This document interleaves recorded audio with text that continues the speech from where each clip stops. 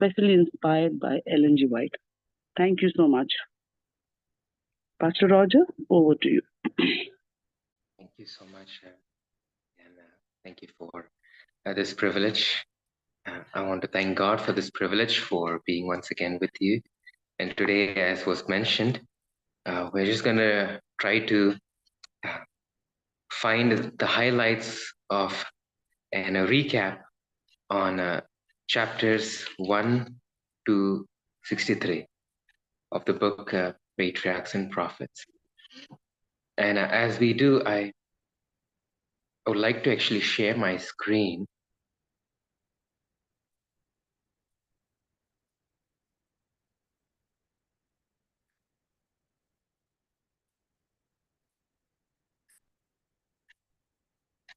And so hopefully I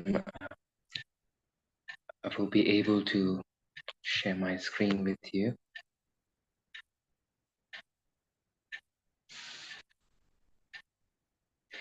Is the screen visible? Yes. Okay, great. So Patriarchs and Prophets, chapters 1 to 63, we're just going to look at this briefly. We can look at the summary of it. And so we begin with the origin of evil. We can write in the heaven, and Patriarchs and Prophets has that beautiful section in which it takes us beyond recorded history, at least the records that are not mentioned in secular history. It takes us right to the very place in heaven and shows us where evil originated from. And it talks about how, where and from, and how did this entire scenario began from. And it's wonderful to get that insider view. And we thank God for the gift of prophecy that allows us that. And we also see how this world was created, and with the creation of the world, we find Adam and Eve and how they in turn fall into sin, and this dilemma of sin coming into this world. And so we are basically, as we are looking through the book of Patriarchs and Prophets, we are going back to origins of this great controversy. We'll come back to that again. We're looking at the early history where Cain kills Abel, and the lessons that we could learn from there. Of course, following that, we find Seth, Enoch, and their experience. And we are finding that after that, we find the flood, Noah's flood, and what it teaches us, and of God's intervention to prevent evil, at least to a certain extent. We find again God calling Abraham after the Tower of Babel, and God's call of Abraham. Again, it is all speaking about origins. In Abraham, you can trace almost 3 world religions from Abraham. So he's a mighty, very pivotal figure in history, very important figure. So Abraham becomes like that leading figure through whom the covenant blessings are shared to humankind. And so from call of Abraham, you find that he journeys, all of his journeys. We find his journey of faith as he hopes for the promise that God has made to him. His journey through the land of Canaan, his test of faith, his great test that he had to face, and how he becomes the father of all those who believe. Of course, then we find his legacy is continued on through Isaac and Jacob. We also know that while that happens, you also have the scenarios where you have that those stories about Sodom and Gomorrah and how it all plays out. And of course, Isaac, his story, which is his is more of a peaceful life. God blesses him. And then we find the story of Jacob, the grandson of Abraham. Uh, and his journey, again, is a very um, full of anguish, but it's also full of hope and victory. And his return back. And of course, not just that, but we also move on and we see Joseph, right, after following Jacob, his journey and his wonderful stories of, highs and lows. It's almost like rags to riches. It's an epic story, one that uh, would enthrall the readers as they read through the life of Joseph. But again, we see God's providence through it all, God leading and taking care of him, and not just through him, but also to all the entire uh, body of those who are faithful to God, God's covenant with them. And we find again in where Moses, again another great patriarch who comes into the scene, one of the great figures for the Jewish religion or the Bible religion. Of course, in the Bible, he's a very important figure again, like Abraham, very very pivotal figure. And of course, we also find how Moses leads Israel out of Egypt, and all the story that unfolded there, the plagues of Egypt, right? The Passover, the Exodus. We find the great miracle of uh, parting the Red Sea, and how from there they moved to walk to Sinai. And at Sinai, you find the great covenant being established. And God gives his 10 commandments to them. And of course, with that, we also find the introduction of the sanctuary, the tabernacle, right? Um, we find that God gives them the tabernacle and its services. We of course saw the sin of Nadab and Abihu. Um, we find that they come to the borders of Sinai. They come to Sinai, and from there they go to Kadesh.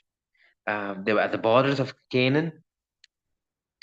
And God shows them, even before God gives them the 10 commandments, He's already giving them manna. He's giving them guidance. He's leading them in this experience, relationship experience with them. But Israel, it struggles with faith, with obedience, especially at the borders where they send the 12 spies. Um, and we find, after that, you find, that there has been uh, some kind of major issue there, and a very very sad episode, where a sad chapter where Israel is not able uh, Israel is not able to enter into the promised land. And it's unfortunate, very great disappointment, so to speak. But moving on from there, you find that you also find the history of Korah and the rebellion there, and they go through the wilderness, um, going back into the desert.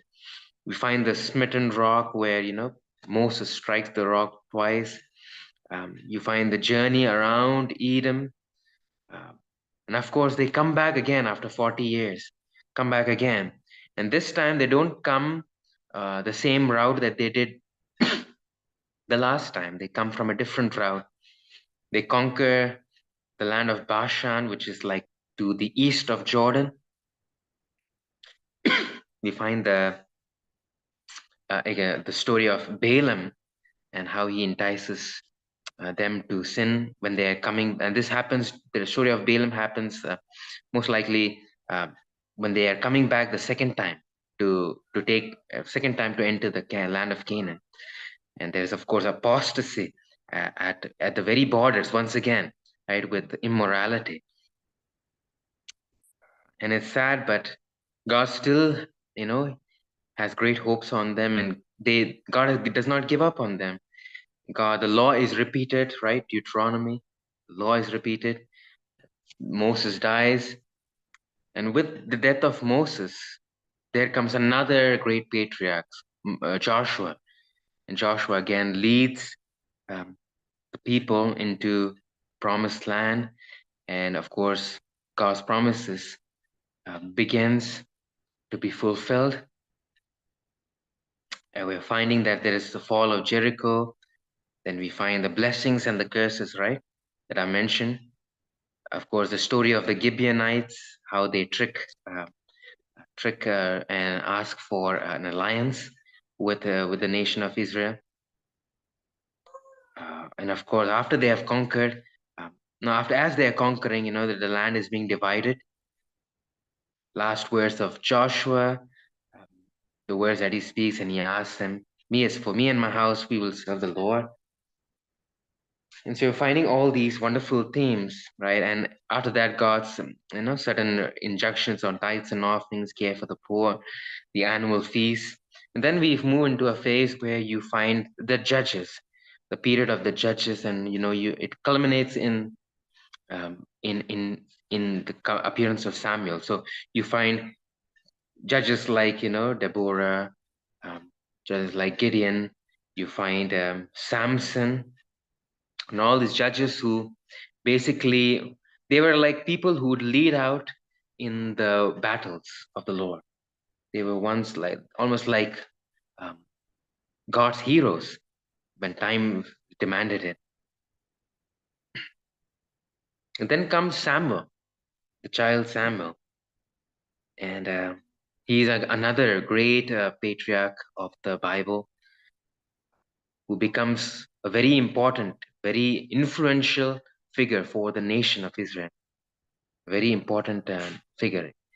And in a sense, he was both a priest, he was a prophet, and in a sense, he was a leader, like a king. Not exactly a king, but like a leader in a leadership position, like a king. So um, interesting to know about Samuel. And from Samuel, we also uh, sideline um, to see that Eli and his sons and how it plays out. The ark that is taken by the Philistines, the school of the prophets that Samuel helps establish. We find after that, after Samuel, we find the appearance of Saul, and the first king of the United Kingdom of Israel. And we see the story and how it unfolds with him. Um, it's a sad story, and I think we can be humble. We can learn a lot of lessons, and not to judge anybody, but to be humble and recognize the lessons that God would have us learn. But after Saul, we find David, the appearance of David, and that's where we are concluding in chapter 63, uh, right? With David and Goliath. How David steps into the scene, and of course, he is destined to be the next king. And he becomes one of the greatest kings. In fact, all the other kings that come later on are actually judged based on him, right? So he becomes like the gold standard for all other kingship, for all the kings. So that's basically the summary. It's a story of divine hope, love, human failure, right? Divine love, human failure, and enduring hope. So we want to actually take a moment to maybe look at some themes that we can see. Maybe it might be more of we are imposing on it, but we can see and try to see some themes that are recurring and some things that are predominant.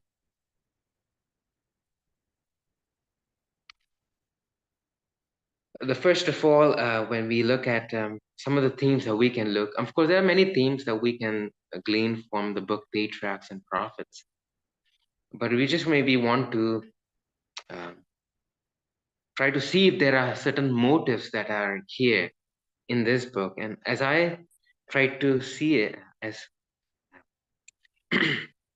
I think God would have us impress upon certain motives or certain themes that we find in the book Patriarchs and Prophets. The first one would be um, trust in God's foreknowledge.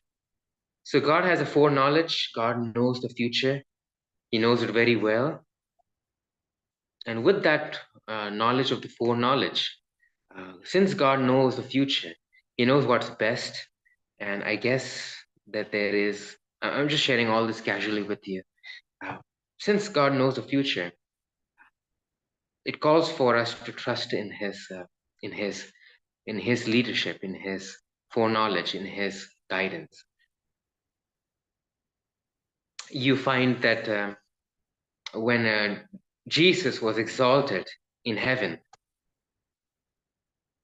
Lucifer saw that the enemy saw the other angels who were rebelling, saw that the angels who were on the other camp, right, on the other side, not exactly rebelling, but in league with Lucifer, they saw that that was like a threat. They did not understand what God was doing, but ultimately, God is proven to be someone who knows what He's doing, and He knows and does what is best. But then moving on, we find the same motive throughout the book of Patriarchs and Prophets. God knows the future in terms of Abraham. God knew the future when He called him. When He asks Abraham to trust Him that He will give him a son, even though it seems so improbable, right? He's so old. God knows the future. God knows how to lead him into the future. We find the same thing with Abel, right? God gave um, um, a certain means in order to be saved. Israel, in fact, the nation of Israel, as it comes onto the scene, right? God knows the future. God knows what He's doing and how He's leading them. But of course, many times we find that the nation of Israel struggled with understanding God's foreknowledge and God's leading and guidance, and there was this struggle of trusting in God. With again all the other aspects, again Moses, God leading Moses, God calling him, even though Moses did not really understand why he was being sent. Again, we find God speaking to Joshua, saying, "Don't be afraid. Go into the land. I'm going to give it to you." God knows the future. God knows how to bring us into the future. And it calls for God trusting in God's foreknowledge. And even as God gave the law to the nation of Israel, we find that God knows what is best. God knows what's best for the human race, and He gives that law as a means of protecting the human race. And throughout, the Judges, we find that same example of God's foreknowledge. Samuel, once again, God and his experience with Saul, with David, and God's foreknowledge about all of that. So yes, trust in God's foreknowledge. That's one thing that we can see through the book Patriarchs and Prophets. And since God knows the future, I guess it calls us to trust in and to throw ourselves upon Him and to trust in His guidance, trust in His plan, trust that He knows what He's doing. And God help us, I guess. Sometimes it's very difficult. And as the experiences where we find in the book Patriarchs and Prophets tell us, sometimes it may be challenging. But I think all these experiences that we find in this book are an encouragement for us to trust in God's leading. And by His grace to let His greater plan for us become a reality. We also want to look at the very title of the book, Patriarchs and Prophets. The word patriarchs, it comes patri, right? Patri is just Latin for father. Matre is mother. Patri is father. And that's where you get padre or padri, right? Father. It's a Latin phrase. Patriarchs, right? It's all about the fathers. these great fathers that we find of the great kingdom of God, of great religion of Christ, in the history of God's people, these great fathers, who stand as great role models of what their great things that they have accomplished. But we find that even in their own experience, they themselves had to submit um, to the great fatherly leading of God Himself, the great Father. And we find that, they themselves are, though they are like great examples in the Christian religion, in God's great plan, in God's great kingdom, in the history of God's people, we find that they themselves, by their own experience, had to submit, had to they had this relationship with them being as sons to God as the great Father. And on the flip side to that, you not only is the focus on patriarchs, on these great fathers, but there's a focus on the progeny, right? On, in other words, the children, specifically the son. So you find this theme of the son uh, predominantly throughout patriarchs, through the book Patriarchs and Prophets. We find that God had His son, whom He established as the highest in the heavens, and that was not acceptable to some people, to some of the angels there in heaven. Uh, Going on, Adam is the son of God, and the dynamics there between a father and parent and child dynamics there. Then, of course, uh, Adam and Cain, Adam and Abel, and the dynamics there. You find the dynamics then going on with Seth, Enoch, Enoch having a child of his own. Seth he says he is very similar in his very own, in the very image of Adam. Again, moving on, we find Abraham, again, the promise of the son to him. He's the great patriarch, but he has promised a son that he will have. And that, again, that journey, we find the experience of Israel. Israel itself, the nation of Israel, God calls Israel's my firstborn. So again, that parent and child dynamics between Israel as a nation, as a child of God. Again, you find Aaron and his children, Nadab, Abihu, Moses, right, as a great um, father. And then, of course, even in the plagues, you find the last plague between, God, the son, right, the firstborn being affected in Israel, but all those who placed the blood of the lamb, and it just pointed forward to the great uh, Son of God Himself, who was going to be a deliverer. Of course, Joshua, where he says, as for me and my house, we will serve the Lord. Judges, right? We find Samson as a son to his parents and how he had to be cared for, a miracle child, and then he, in turn, right? We find all the other judges. Eli, of course, as we looked at Eli and the dynamics that we find with his sons and the journey that they had. And then, of course, Samuel comes into the stage. Samuel, again, as a son that was promised, a son of a miracle child that was given to Hannah. But he himself goes on to become a patriarch, and he becomes like a father to, himself becomes a father to Saul. And the dynamics, father-child dynamics there.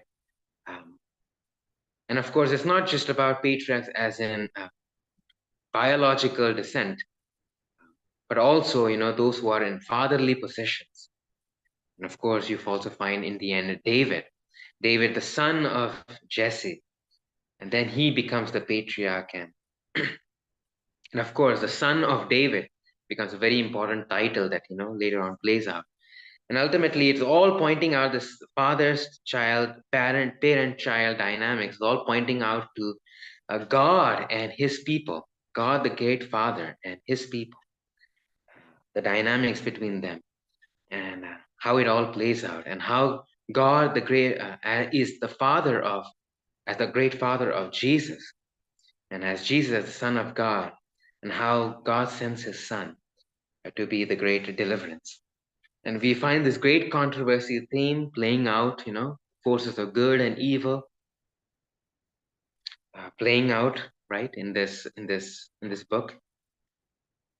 One important theme that we can look at in the book Patriarchs and Prophets is the prophecy about this great Son who would come, about God's own Son, Jesus. In our very first promise in the Bible, we find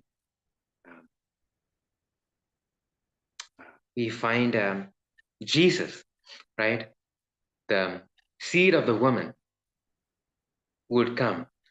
We find that even in the experience of Abel, I like how it says beautifully that there are two groups ultimately that have always been there and will be there till the end of time. Those who trust in grace and those who want to save themselves by works. And it calls on us, and in this dynamics, right, the father-son dynamics, father-child dynamics, finding that God sent his only Son, that whoever believes in him should not perish but have eternal life. And as Jesus is quoting that in John chapter 3, verse 16, just before that, he's quoting a small incident that happened, and that is actually mentioned in the book Patriarchs and Prophets about that bronze serpent which is raised. And I like again how it was mentioned in the book Patriarchs and Prophets. Look and live. Look and live. This is God's great great means of salvation that God is providing. God is giving. As a great patriarch, God is giving his unique one and only Son, or monogenes, his unique Son, to be the Savior for each one of us. And as Abel, he trusted to that lamb. Today, it is a call for us to trust in God's means of salvation. And it's Jesus quoting that bronze serpent, as Moses lifted up the serpent, and then he quotes, for God so loved the world that he gave his only begotten Son. So he quotes that in verses 14 and 15 of John chapter 3. And that word that is mentioned in the book of Patriarchs and Prophets. And it points out to how, the people grumble and rebel. Their children, again, their sons and daughters, their progeny, are affected by those serpents. But instead, God raises up his own serpent, a bronze serpent. He raises up his own Son to be the deliverer, so that all the sons and daughters of mankind can be saved. So that's an interesting theme that we find in the book of Patriarchs and Prophets. And then, of course, we find it's not just patriarchs, but it's also prophets, right? It says patriarchs and prophets. Now, prophets, the role of a prophet is not simply to predict the future, although that is there, but it's being more like a spokesperson for God. But there's also the aspect of prediction.